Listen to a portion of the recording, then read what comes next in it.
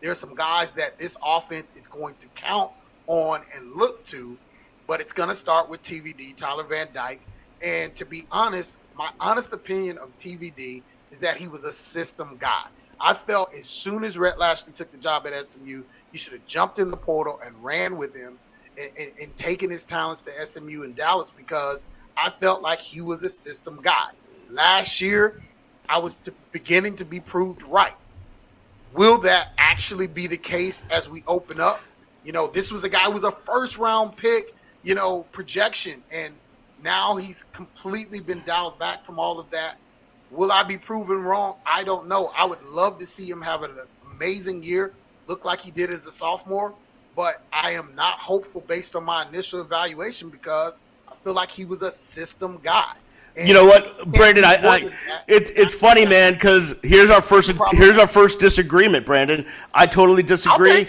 Yes, I think he played great in Rhett Lashley's system, but I think Tyler Van Dyke can be a great quarterback when he's healthy and when he has any good coaching, because I don't think he got it last year. So my big thing with Tyler, and I'll say this and shut up, I don't like his decision making, particularly when he's flushed out of the pocket, particularly when late in games, when things get really tight. I don't like how he makes decisions, and it might be because of scheme. We'll find that out this year, and we'll find it out. Really, I hope we don't have to see it this week. Hopefully this is a comfortable first week, but we're definitely going to find out next week. This is a conversation that will be jettisoned pretty quickly. Sometimes you're forced to make bad decisions because literally if you don't make the play, no one else will.